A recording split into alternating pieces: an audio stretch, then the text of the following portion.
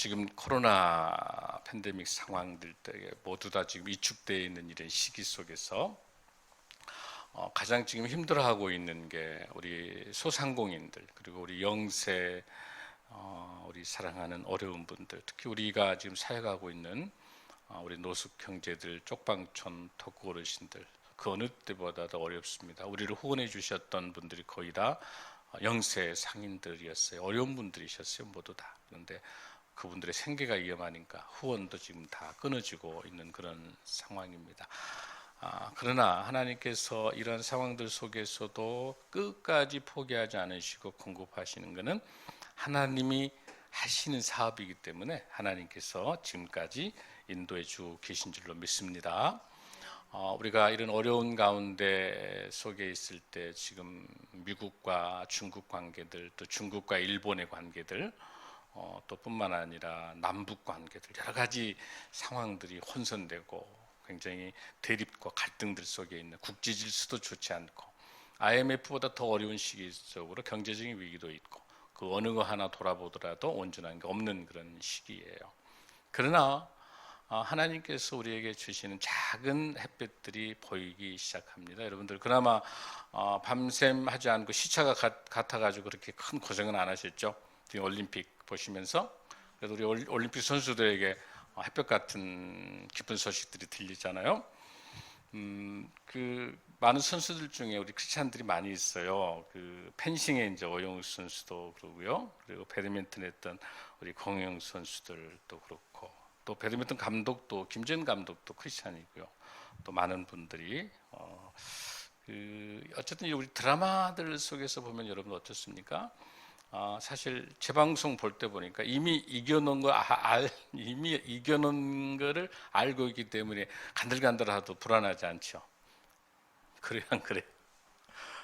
우리가 이제 재방송 볼 때 그러잖아요. 이미 승부가, 그러니까 우리 인생도 이미 하나님께서 우리 인생도 승리하신 거예요. 아멘.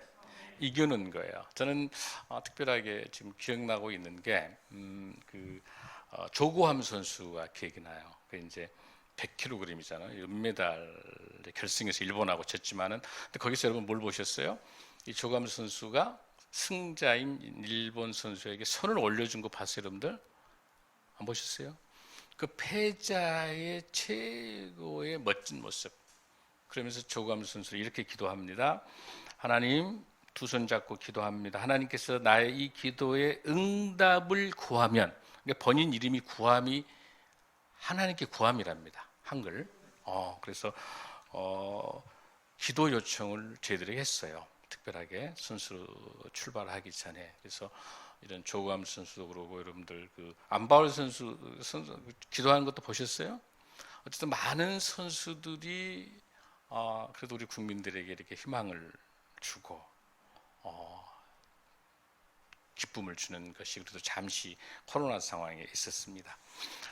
어쨌든 여러분들 이제 마지막 일본이 다시 지금 델타 변이가 시작해가지고 지금 심각하게 다시 돌고 있어서 우리 선수들이 무사하게 잘 마칠 수 있도록, 또 전 세계 선수들이 마칠 수 있도록 기도 많이 해야 되겠어요. 자, 어쨌든 이렇게 어려운 가운데 고비고비마다 우리에게 기쁨을 주시는 하나님의 메시지가 있는 것처럼 우리가 이 시대를 좀 잘 볼 필요가 있는데, 지금 재산이 13조 원이 있는 우리 한국의 1위 부자가 있어요. 그런데 지금 우리가 노숙자 형제들이 지금 5천, 6천 명이 넘습니다. 우리 사회가 자유주의 속에서 신자유주의 이후로 양극화가 그 어느 때보다 심각하고, 코로나19 팬데믹 때문에 양극화가 더 심각한 지금 상황에 와 있는 것이죠. 그래서 프랑스에 있는 그 경제학자 피케티라고 하는 사람이 21세기 자본론에서 이렇게 이야기를 하고 있어요. 돈을 통해서 돈을 버는 금융소득하고 일을 해서 노동에 의한 노동소득할 때 비교할 때 금융소득이 더 많아요. 이것은 양극화를 심각하게 키워내는 문제라는 거예요. 그러니까 노동에서 열심히 하는 사람이 돈이 많아서 생활을 해야 되는데, 금융으로, 땅 투기로, 이런 것들, 이런 그 금융 자산이 더 이익과 이자가 많아서 그렇게 가는 것은 양극화를 심각하게 만드는 것이다. 그렇게 지금 이야기를 하고 있어요. 제가 조사해 보니까 우리 국제사회 이 자본주의, 이 신자유주의, 신자본주의 안에서 어떤 문제가 지금 발생하냐면 상위 10%가 하위 90%의 전 재산을 가지고 있는 거예요. 그리고 상위 1% 부자가 전 재산의 50%를 가지고 있어요. 이렇게 양극화가 되고 이렇게 비극적인 경제 구조들 속에서 그 누구도 살아 있을 수가 없다. 그래서 피케티는 이렇게 주장합니다. 이 자본주의 근본 모순인 빈익빈 부익부를 개선하기 위해서는 각국이 공조해서 부자들의 자산을 찾아낸 뒤 소득 상위 1%의 최고 80%의 소득세를 물리고 매년 10% 부유세를 부과해서 빈부의 격차를 줄여야 된다. 이렇게 학자들은 지금 이야기합니다. 여러분, 기회는 평등해야 돼요. 그리고 과정은 공정해야 됩니다. 그리고 그 결과는 정의로워야 됩니다. 이런 사회가 돼야 하나님께서 원하시는 사람이 사람답게 살아갈 수 있는 사회, 그 일들을 우리 교회가 이런 일들을 위해서 기도하고 하나님의 도우심을 간구해야 될 줄로 믿습니다. 그 어느 때보다도 이러한 빈부의 격차와 양극화 때문에 죽어가는 많은 백성들의 그 함성이, 죽음의 목소리가 오늘 우리 본문에 잘 나타나 있습니다. 자, 느헤미야 우리가 지금 이제 5장을 보겠습니다. 우리 5장의 1절 한번 읽습니다. 시작. 그때 백성들이 그들의 아내와 함께 크게 부르짖어 그들의 형제인 유다 사람들을 원망하는데, 얼마나 배가 고프고 얼마나 힘이 들면은 지금 뭐 하고 있는 상황이죠, 여러분들? 예루살렘 성벽을 회복하고 있는 상황이에요. 그런데 그 상황들 속에서 지난 3장까지는 성벽에 15가지 전문 직업 등을 통하고 75명을 통하고 43세 부족들을 통해서 예루살렘 성벽이 지금 쌓아가지고 중간까지 가고 있을 때 어떤 문제가 발생했죠, 여러분들? 산발랏, 도비앗, 게셈과 같은 그 사마리아 청도, 기득권을 가지고 있는 사람이 어떻게 하죠? 방해하면서 예루살렘 성벽을 쌓지 못하도록 엄청난 방해했었죠. 대표적인 방해가 어떻게 했어요? 첫 번째는 방해하면서 어떻게 협박도 하면서 힘이 빠지게 하고 곧 전쟁이 이루어진 것처럼 이렇게 하니까 어떻게 하죠? 느헤미야는 대꾸하지 않죠. 기도하면서 행동으로 옮기는 거. 한 손에는 무기를 들고, 한 손에는 창과 칼을 들고 활을 들고 있고, 한 손에는 뭘 들고 있습니까? 망치를 들고 동시에 경계하면서 일을 하게 하는 거예요. 그렇게 이제 4장까지 갔는데, 이제 5장에 와서 보니까 어떤 문제가 발생하냐면은, 이렇게 이제 도비아, 산발랏과 게셈에 대해서 외부에 공격되어 있는 것들을 막았는데 알고 보니까 내부에 이렇게 문제가 발생한 거예요. 그러니까 두 가지 문제예요. 하나는 이 예루살렘 성벽을 하기 위해서 집중주의로 다 모이기 때문에 식량이 지금 부족하는 거예요. 식량, 먹을 식량도 부족하고, 또 마침 이때 흉년인 거예요. 그런데 흉년이 되기 때문에 식량 문제가 심각해진 거죠. 그래서 식량 때문에 방법이 없으니까 어떻게 하죠? 대표적으로 자기 밭들 파는 거예요. 포도원도 팔아요. 감나원도. 사실 여기 말하는 밭이라든지 이런 포도원이 큰 게 아니라 조그만한 아주 영세한 농토예요. 그러니까 그런 것들 통해서 곡식을 얻어서 생활을 해야 되는 게 도저히 흉년이 들고 또 어려운 가운데 있어요. 또 뿐만 아니에요. 또 이게 페르시아의 지배하에 있기 때문에 뭐 해야 되죠? 페르시아 왕한테 뭐 해야 돼요? 세금을 내야 돼. 재산세를 또 내야 되는, 세금을 내야 되는. 근데 그것에 대해서 힘들고, 자, 세금 때문에 문제가 되죠. 그다음에 식량을 하지 못해 가지고 지금 굶어 죽어가고 있죠. 너무너무 한탄스러운 것을 느헤미야에게, 청독에게 와서 백성들이 이렇게 탄원을 하고 있는 거죠. 자, 그것뿐만 아니야. 심각하게 어떤 상황까지 발생하게 되냐면은, 자, 이제 만약에 흉년이 되기 때문에 농사를 짓지 못하고 그 지주에다가 세금을 못 내게 되면 뭐 하게 되죠? 뺏기잖아요. 땅도 뺏기고 밭도 다 뺏기기 때문에 할 수 없이 자기의 자녀들을 그 귀족들의 뭘로? 종으로 팔아야 돼. 이런 최악의 비극 속에 지금 우리 사회가 겪고 있는 비극과 똑같은 비극이 지금 현재 발생한 거야. 근데 우리가 여기서 잘 볼 수 있는 거는 이 인신을 매매하는 사람을 매매하는 거, 그다음에 토지, 땅을 이렇게 매매하는 것은 성경적으로 금지되어 있어요. 하나님께서 생명의 소중함과 함께 하나님께서 땅은 하나님의 것이기 때문에. 그래서 우리가 한번 본문을 한번 살펴보겠습니다. 레위기 25장 23절의 말씀을 우리가 한번 먼저 보겠습니다. 시작. 토지를 영구히 팔지 말 것은 토지는 다 내 것임이라. 너희는 거류민이요 동거하는 자로서 나와 함께 있느니라. 토지 매매를 금지하셨어요. 그 다음에 레위기 25장 42절입니다. 인신매매 금지예요. 시작. 그들은 내가 애굽 땅에서 인도하여 낸 내 종들이니 종으로 팔지 말 것이다. 사람 팔면 안 돼요.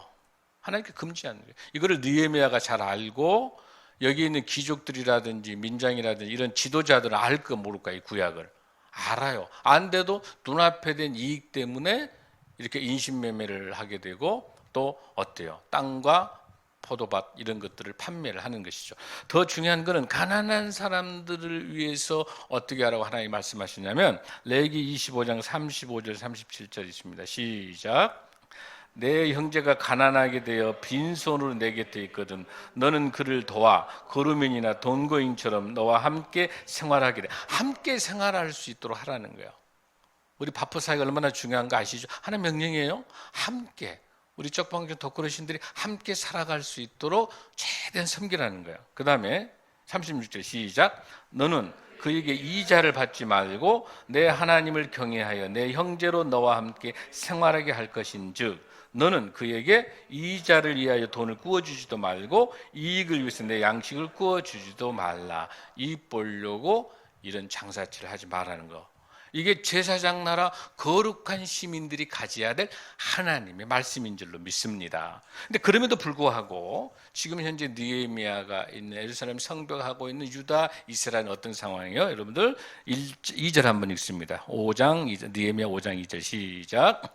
어떤 사람이 말하기를 우리와 우리 자녀가 많으니 양식을 얻어 먹고 살아야 하겠다 하고 3절 어떤 사람은 말하기를 우리가 밭과 포도원과 집이라도 저당 잡히고 이 흉년에 곡식을 얻자 하고 먹는 문제가 해결이 안 됐다는 거예요 지금.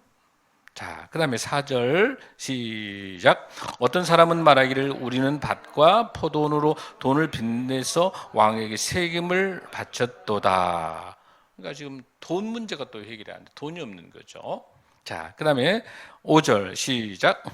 우리 육체도 우리 형제의 육체와 같고 우리 자녀도 들의 자녀와 같거늘 이제 우리 자녀를 종으로 파는도다.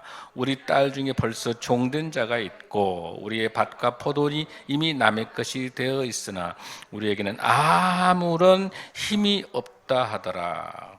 아멘. 얼마나 이스라엘 귀한 공동체 느헤미야가 같이 왔던 이 공동체가 얼마나 여러분 힘들어요. 출애굽기 22장 25절에도 이렇게 되어 있어요. 내가 만일 너와 함께한 내 백성 중에서 가난한 자에게 돈을 구워주면 너는 그에게 채권자 같이 하지 말고 이자를 받지 말 것이며 27절에 아주 놀라운 하나님의 말씀이 있어요. 그가 내게 부르짖으면 내가 들으리니 나는 자비로우니. 하나님께서 이렇게 배가 고프고 힘들어하고 하는 이 사람들이 부르짖으면 27절에서 그가 내게 부르짖으면 내가 들으리니 나는 자비로우니. 하나님께서 하시겠다는 거예요. 할렐루야. 사랑하는 성도 여러분, 여러분은 얼마나 형편들이 어렵습니까? 얼마나 지금 힘이 듭니까? 여러분의 기도 제목들 이 똑같은 느헤미야의 상황 같은 이스라엘 백성들이 배가 고파 힘들어하는 이웃들의 아픔이 저희들의 아픔이고 여러분이 힘든 것을 우리가 기도할 때 하나님께서 들으실 줄로 믿습니다.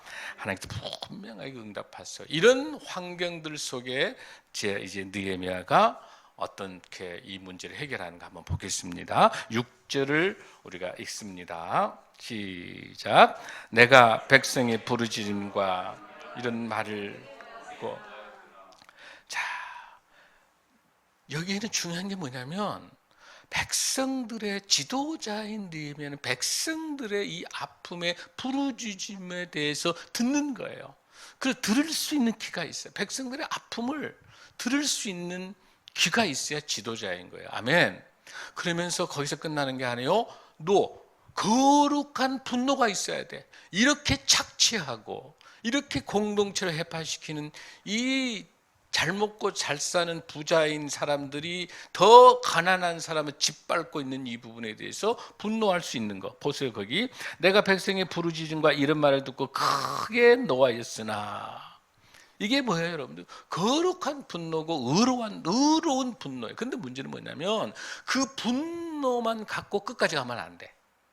그 의로운 분노를 가진 다음에 그 분이 하나님께 지혜를 구하면서 하나님에게 방법을 찾아야 돼요.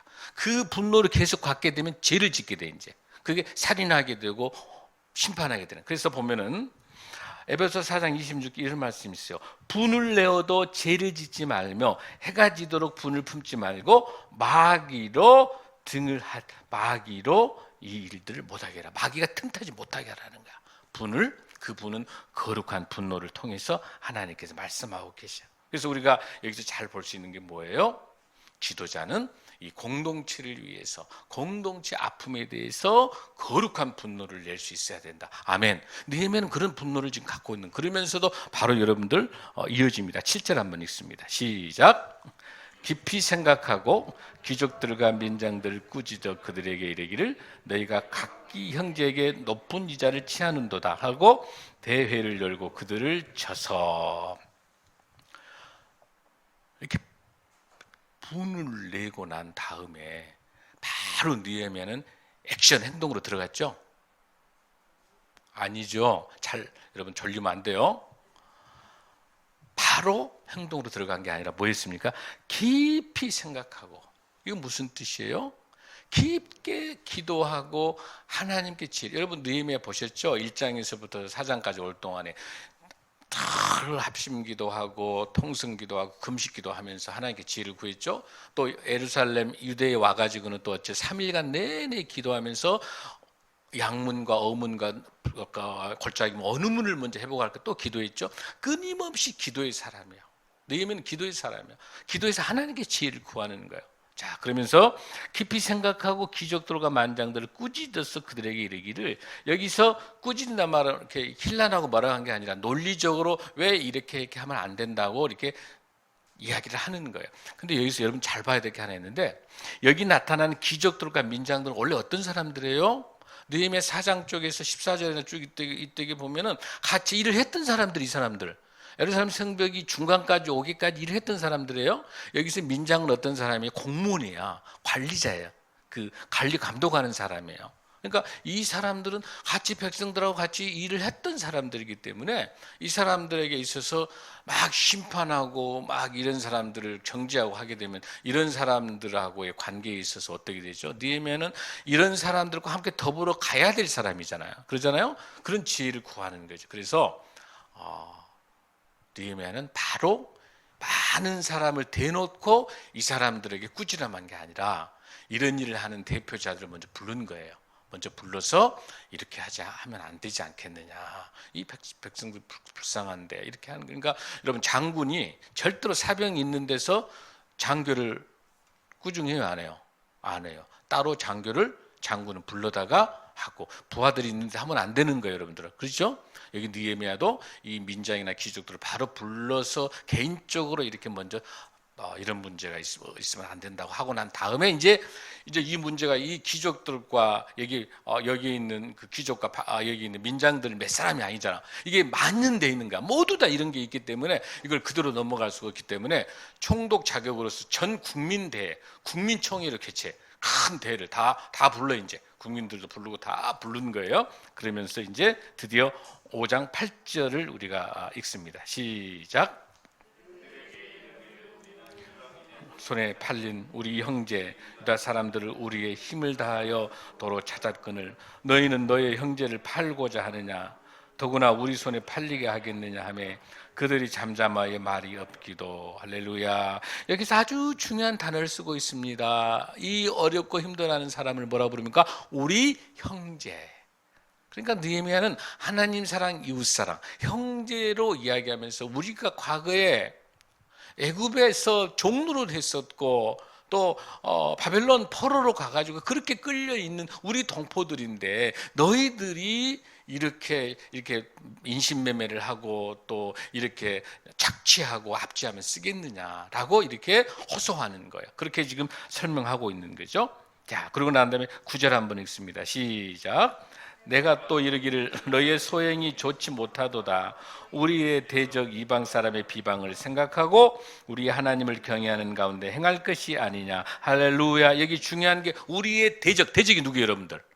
산발랏, 도비야, 게셈 같은 사람. 여러분 기억나시죠? 북쪽에서 사마리아에 있는 산발랏.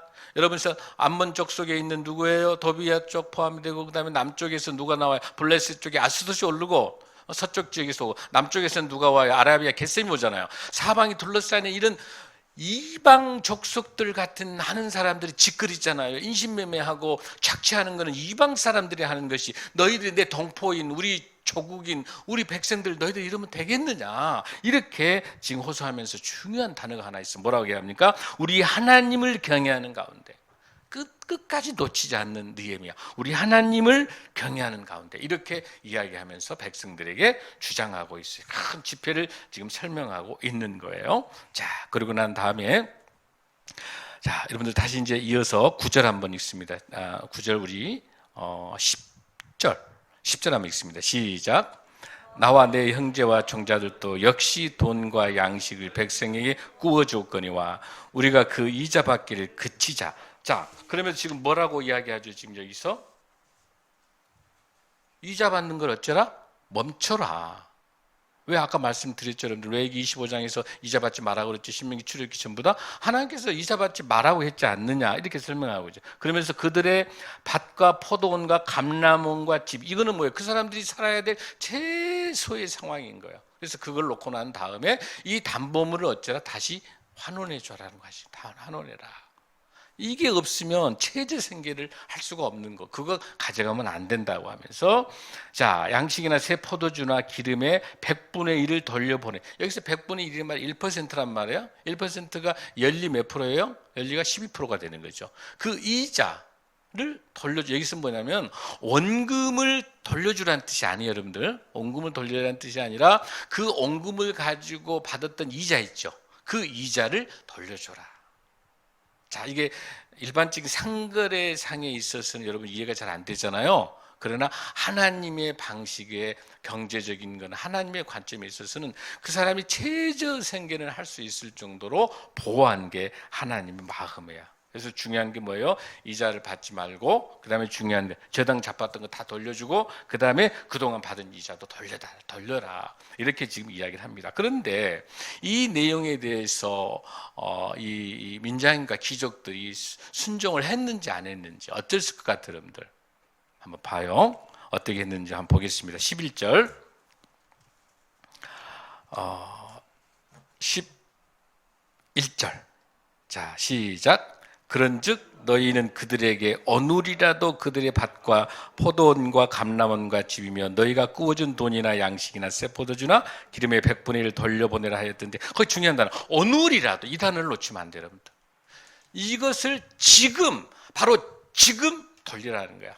나중에 하겠다 하지 말라는 거야. 지금. 사랑하는 성도 여러분, 여러분들 인생을 살아나가면서도 얼마나 어려움을 겪고 있어요. 말도 안 되는 거, 말도 안 되는, 여러분 직장 안에도 있고 우리 사회 공동체 안에 얼마나 많아요. 이렇게 기득권과 욕심을 가지고 있으면서 그 공동체를 해파하는 게 얼마나 많아요. 여러분들 속에서 직장 안에도 그런 사람들이 있을 거예요. 또 여러분이 하는 공동체에도 있어요. 교회도 그런 게 있어요. 이 나라에도 있어요.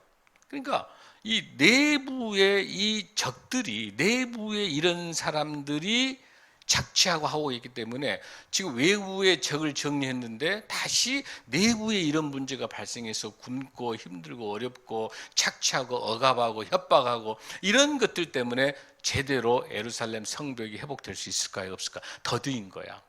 이 문제, 이 내부의 문제를 해결하지 않고는 온전하게 예루살렘 성도 회복할 수 없어요. 왜? 근데 하필 느헤미야 때 이 문제가 발생한 거예요? 아니요, 훨씬 전부터 흉년도 지기도 하고 훨씬 전부터 착취가 있었고 오랫동안 이 민장들, 귀족들은 이게 생활화된 거야. 이자받고 했던 것들. 그런데 이 어려움의 이 문제를 해결할 수 있는 느헤미야가만이, 하나님의 사람 느헤미야만이 성벽을 회복할 수 있고 느헤미야만이 이 착취와 억압의 문제를 해결할 수 있는 거야.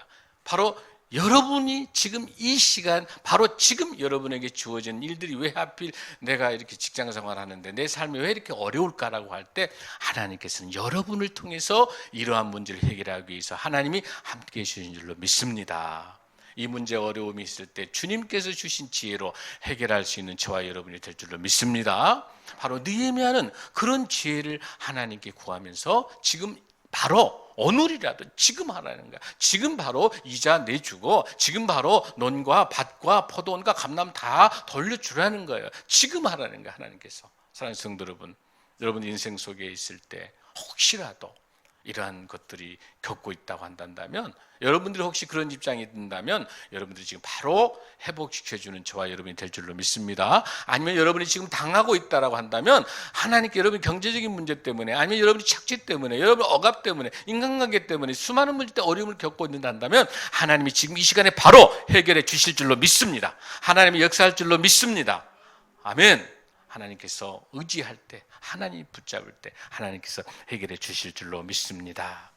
자, 느헤미야 5장 12절의 말씀을 계속해서 읽으면서 이러한 상황들을 이 귀족들과 여기 민장들이 어떻게 받아들인 걸 한번 보겠습니다. 시작. 그들이 말하기를 우리가 당신의 말씀대로 행하여 돌려보내고 그들에게서 아무것도 요구하지 아니하리이다 하기로 내가 제사장들을 불러 그들에게 그 말대로 행하겠다고 맹세하게 하고. 할렐루야. 그러니까 이게 가능한 게 뭐냐면 느헤미야의 총독의 삶이 예배자예요. 신실되게 사는 거예요. 하나님만을 의지하고 얼마나 롤 모델이었기 때문에 이 지도자들이, 이 민간 중간에 있는 지도자들이 이것이 느헤미야의 말을 가지고 순종하고 있는 거예요. 그러면서 여기서 뭡니까? 제사장들을 불렀다고 하는 것은 뭐냐면 서약서를 썼다는 거예요. 서약서. 앞으로 절대로 앞으로 이 시간 이후에는 내가 이자 받지 않고요. 내가 앞으로 절대로 이 밭과 포도원 이거를 내가 저당하지 않겠다고 하는 그 서약서를 쓰는 게 제사장이 입증해 주는 거예요. 할렐루야. 놀랐습니다. 하나님이 이렇게 역사하시면 이러한 문제들이 해결될 줄로 믿습니다. 그러면서 다시 이제 13절 읽습니다. 시작. 내가 옷자락을 털며 이르기를 이 말대로 행하지 아니하는 자는 모두 하나님이 또한 이와 같이 그 집과 산업에서 털어볼. 그러니까 느헤미야는 완전히 점검해 주는 거야. 지금은 여기서 이렇게 느헤미야를 보고 말로써 이렇게 또 서약서를 했지만 혹시라도 또 이 약속을 어길 수가 있기 때문에 느헤미야는 다시 한번 딱 세기를 박는 거야. 어떻게 박습니까? 옷자락을 털며. 이 옷자락을 여러분 턴다라고 하는 것은 무슨 뜻이냐면 사도 바울도 보면은 그 먼지를 털어버리고 이고니아로 갔다 이렇게 나온단 말이에요. 그러니까 나를 거부하게 되면은 옷자락을 턴다라고 하는 것은 먼지를 터는 것과 같은 거예요. 그러니까 하나님께서 어떻게 하신다? 만약에 네가 이 약속을 지키지 않으면 너의 산업, 너의 직장, 너의 자녀, 너의 산업을 하나님께서 거부하신다는 거예요. 그거를 정확하게 하는. 그러니까 여러분들 절대로 여러분들이 원수 갚으려고 하지 말라는 거예요. 여러분들이 그걸 보복하려고 하지 말라는 거야. 하나님께서 어떻게 해주신다? 하나님이 다 이 전쟁은 하나님이 속한 거기 때문에 어떻게 한다? 하나님이 해결해 주신다. 할렐루야. 우리 로마서 12장 19절에서 20절 말씀 한번 보겠습니다. 여러분, 하나님의 손에 심판을 맡기는 거예요. 우리는 걱정 하나도 없는 거예요. 왜? 우리 인생이 하나님의 손 안에, 하나님의 품 안에, 하나님의 방법과 하나님의 시간에 들어있으면 하나님 다 책임지시는 거예요. 자, 로마서 12장 19절 20절 말씀 시작. 내 사랑하는 자들아 너희가 친히 원수를 갚지 말고 하나님의 진노하심에 맡기라. 기록됐으되 원수 갚는 것이 내게 있으니 내가 갚으리라고 주께서 말씀하시니라. 내 원수가 줄이거든 먹이고 목마르거든 마시게 하라. 그리함으로 내가 숯불을 그 머리에 쌓아 놓음이라. 할렐루야. 히브리서 10장 30절에도 원수 갚는 것이 내게 있으니 내가 갚으리라 하시고 또 다시 주께서 그의 백성을 심판하리라 말씀하신. 할렐루야. 여러분, 하나님께서 책임질 줄로 믿습니다. 여러분, 이 내부에 있는 적들이 여러분 인생을 살아가는데 수많은 방해, 그 내부의 적들이 여러분의 가정들 속에 자녀와 여러분의 남편과 여러분의 아내가 되지 않길 바랍니다. 아멘. 여러분 직장 속에 있는 그 내부의 적들이 여러분을 엄습하지 못할 줄로 믿습니다. 여러분, 내부의 이 문제를 해결하지 않고는 절대로 온전하게 외부의 외벽을 세울 수 없어. 예루살렘 성벽이 내부의 이 백성들의 아픔과 고통과 착취를 해결하지 않고는, 이 문제를 근본적으로 해결이 안 되고는 예루살렘 성벽을 150년 동안 무너져 있는 것을 52일 만에 완성할 수가 없는 거예요. 할렐루야. 여러분, 얼마나 중요합니까? 이 문제 해결이 얼마나 여러분 중요합니까? 여러분, 만리장성을 한번 이야기를 나눠볼게요. 만리장성이 어느 정도나 되죠? 양이? 길이가? 여러분, 만리장성이 길이가 얼마나 될까, 여러분들? 만리장성 말릴까, 여러분들? 만리장성이 6,352km예요. 만리장성이 6,352km인데 높이가 9m, 거의 비슷하죠. 예루살렘 성벽하고. 그다음에 폭도 5m, 거의 비슷해요 지금 이게. 그런데 이게 이제 여러분들이 춘추 전국 시대에 만들어졌잖아요. 그 위나라에서 진나라의 공격을 막기 위해서 이제 만들었단 말이에요. 자, 그런데 이 만리장성이 딱 3번 무너지는 상황이 발생해. 어떻게 무너졌을까, 여러분들? 머리 아프니까 제가 할게요, 답을. 어떻게 무너졌냐면, 몽고가 침입할 때 그 수문장을 뇌물로 포섭한 거예요. 내부의 적이 그 어마어마한 그 성벽을 무너지는. 여러분, 만리장성이 뭘로 쌓았을까? 그 당시 시멘트도 없는데. 안 사람. 제가 또 할게요.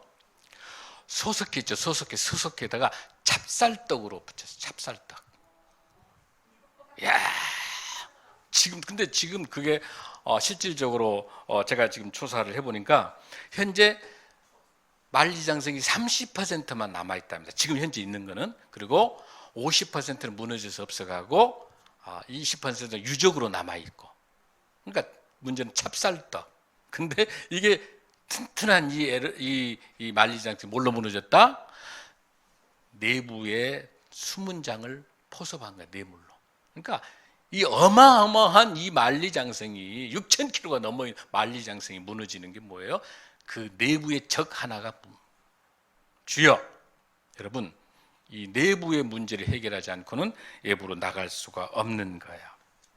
자, 그럼 우리가 이제 마지막 이 문제를 어떻게 하나님께서 해결해내는지, 이제 마지막 느헤미야의 헌신적인 리더십을 우리가 잘 볼 수 있는 거예요. 자, 보겠습니다. 자, 14절부터 시작. 또한 유대 땅 시험을 받은 때 곧 아닥사스다.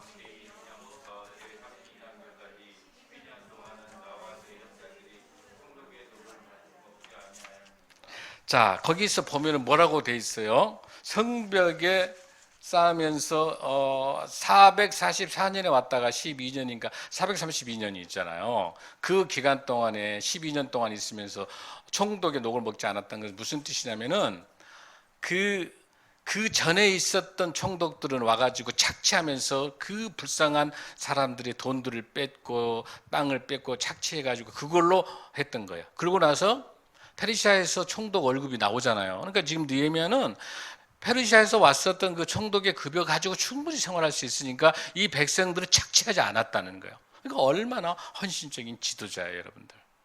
여러분 이해되시죠? 그러니까 제일 중요한 것은 뭐예요? 철저한 공공성을 갖는 공적 지도자라고 하는 거. 그러니까 이 지도자는요, 이 내부에 수많은 적이 있다 공공성 있게 그 일을 임하면, 공평무사하게 임하면 아무 문제가 없는 거예요. 할렐루야. 너무나도 중요한 거예요. 자, 두 번째 이제 또 어떤 느헤미야인가를 보겠습니다. 15절 시작. 나보다 먼저 있었던 총독들을 백성에게서 양식과 포도주와 또 은 40세기를 그들에게 빼앗았고 또한 그들의 종자들도 백성을 압제하였으나 나는 하나님을 경외함으로 이같이 행하지 아니하고 아주 중요한 하나님을 경외한 뒤에면은 착취하지 않았다는 거예요. 그 어려운 사람한테 은 40개를 뺏어가고 양식과 포도주를 뺏어가고 이 종자란 말은 그 총독의 종들도 더 악랄하게 이 총독급이야. 이 종들도 또 착취하는 거죠. 그런 것들을 하지 않았다라고 하는 거. 그러니까 중요한 게 뭐예요, 여러분서 느헤미야의 하나님의 사람은 절대로 이렇게 착취하지 않고 자기의 권세, 자기 그 직책을 가지고 권위를 가지고 행포를 하지 않는다는 거예요. 할렐루야, 할렐루야. 그다음에 여러분들 16절 아주 중요한 본문입니다. 16절 시작. 힘을 다하며 땅을 사지도 아니하고 종자들 모여서 일을 하였으며 여러분 여기 보세요. 성벽공사 느헤미야가 성벽공사를 처음에 볼 때 양문이 여러분 예배가 회복된다고 그랬잖아요. 양문하고 엠문하고 이런 많은 문들 하니까 전체를 돌아봤기 때문에 어디가 예루살렘 성벽 중에서 어디가 강남 땅인가 알까 모를까? 알죠. 그러니까 그 전에 총독 같으면 어디가 강남 땅인 줄 알고 땅 사놨겠죠. 그런데 느헤미야는 땅을 샀다 안 샀다? 안 산 거예요. 여러분들 지난 LH 공사 3기 신도시 투기 사건 알죠? 여기 보니까 청와대 반부패 비서관이 땅 투기를 하는 거예요. 청와대 반부패 비서관. 그럼 부패를 찾으라는 사람이 땅 투기를 또 한 거예요. 그 다음에 국회의원들, 그 다음에 지방자치단체장, 지방의원, 그 다음에 재벌들 모두 다 걸려든 거예요. 그 정보 가지고 땅 투기하는 거예요. 여러분 진짜 지도자는 뭐예요, 여러분들? 그 땅을 그만큼 가져가는 것만큼 얼마나 우리 청년 세대들이 집 하기가 얼마나 힘들어. 이런 짓거리를 하니까. 그러나 누구는 느헤미야는 땅 투기를 했다 안 했다? 안 했다. 땅 사기 했다 안 했다? 여기 보세요. 얼마나 놀라워요. 지금 똑같아. 이게 2600년 전 사건이에요. 땅을 어쨌다? 사지 않았다. 얼마나 청렴결백한 지도자입니까? 할렐루야. 하나님께서는 이렇게 부정축제하지 않는, 그러면서도 거기서 끝나는 게 아니라 뭐라 하겠어요? 마지막에 우리 종들이 열심히 일을 했고 느헤미야가 데리고 있었던 그 식구들마저도 일을 열심히 한 거예요. 자, 이런 지도자예요. 자, 17절 시작. 또 내 상에는 유다 사람들과 민장들 150명이 있고 그 외에도 우리 주위에 있는 이방 족속들 중에서 우리에게 나온 자들이 있었으며, 그러니까 지금 놀라운 건 뭐 느헤미야가 이제 150명에 있는 사람들 연회를 이제 매번 느헤미야가 자기 사비를 들여가지고 그 사실은 이 돈들도 백성들에게 착취했었겠지, 전 총독은. 그러나 자기는 자기 돈을 가지고 자기가 베풀고 섬기고 하면서 150명을 매일매일 식사 대접을 하는 거예요. 그러다가 거기 뒤에 한번 보십시오, 여러분들.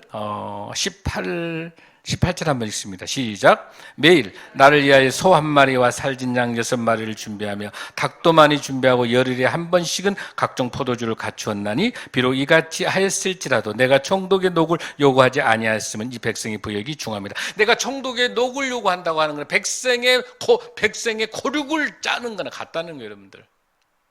하지 않고 여기 뭐라 그래요? 소 한 마리 살찐 양 하면서도 뭐라 열흘에 한 번씩 너무너무 고생하고 힘드니까 느헤미야가 사비를 들여서 자기 돈을 들여서 연회를 베풀어 준 거예요. 회식해 준 거예요. 회식 10일에 한 번씩. 그러니까 52일 만에 완성해서 회식 5번 한 거예요 지금. 할렐루야. 얼마나 자세히 지금 기록하고 있습니까? 이게 얼마나 여러분 생생하게 보이잖아요. 그러면서 놀라운 거는 마지막 절이에요. 자, 그러면서도 19절 시작. 내 하나님이여 내가 이 백성을 위하여 행한 모든 일을 기억하사 내게 은혜를 베푸시옵소서. 할렐루야, 할렐루야. 하나님이 사람이 감당하지 못할 시험을 주지 않고 또 그 감당할 만한 그 고난만 허락하실 줄로 믿습니다. 고린도서 10장 13절의 말씀입니다. 감당할 만, 우리에게 지금 겪고 있는 고통과 고난들, 느헤미야가 받고 있는 고통과 고난은 하나님이 감당할 만한 걸 주고 그걸 감당할 수 있도록 힘도 주시는 거, 그런 느헤미야가 저와 여러분이 될 줄로 믿습니다. 사랑하는 성도 여러분, 그러면서도 마지막에 어떻게 기도합니까? 느헤미야 5장 19절에 내 하나님이여 내가 이 백성을 위하여 행한 모든 일을 기억하사 내게 은혜를 베푸시옵소서. 아멘. 느헤미야는 5장 19절뿐만 6장 14절 내내 기도로 시작해서 기도로 끝납니다. 할렐루야. 사랑하는 성도 여러분, 우리 교회가 이 파표 사역을 하기 위해서 정말 여기에 집중하고 있었고, 그래서 지금 제가 이 강대상도 지난번에 우리 이제 생명남숙교 우리 청년 사역할 때 가지고 왔던 그대로 가지고, 근데 아주 보니까 너무나도 아름답고 예뻐. 저는 그렇게까지 큰 불편함을 느끼진 않았었어요. 다만 많은 분들이 그렇게 이야기해요. 목사님 이제 영상 설교를 많이 보시기 때문에 목사님이 이렇게 옹골을 막 띠적띠적 하는 게 다 보인다는 거야. 막 좁아가지고. 그래가지고 이제 목사님이 이제 지난주에 이제 그 아주 알코올 중독 때문에 치료하는 그 목사님을 이제 개척했는데, 내가 주일날에서 못 가고 이제 가서 방문하고 난 다음에 거기에서 이제 새 성도 한 분이 계시는 거예요. 근데 그분이 그 오랫동안 한 번도 하나님을 영접하지 않았다는 거예요. 근데 그분이 병이 많이 들어 계신 거예요. 암이 있어요. 암이 너무 여러 암을 갖고 계시는데, 그러면서 그분을 통해서 하나님께서 에스더 선교사와 같이 간절히 기도, 하나님. 그러고 나서 저를 통해서 그분이 하나님을 그날 영접한 거예요. 하나님 영접하고 정말 은혜롭게, 그리고 그 사이가 이제 중국에서 왔는데 이 사이도 그 교회 청년회장으로 세웠어요. 바로 그날 하나님께서 그날 하나님 영접하고, 놀랍게 우리는 몰랐지만 하나님께 간구할 때 하나님이 그런 시간표를 만들어주고 난 다음에 이제 기념 촬영을 이제 하면서 그러니까 에스더 선교사가 그랬을 거예요. 목사님 이 강대성 너무 좋네요. 우리도 이걸 구입을 해야 될 것 같네요. 이제 에스더 선교사가 늘 이야기했었거든요. 그러면 아주 작은 목소리야. 그걸 들을 수가 없어 아무도. 그런데 그분이, 저를 통해서 하나님을 영접한 그분이 지나가고 난 다음에 전화가 왔어요. 목사님, 우리 우리 성도도 아니죠. 그분이 큰 감동을 줘서 목사님 교회 강대상을 기증하고 싶다는 거예요.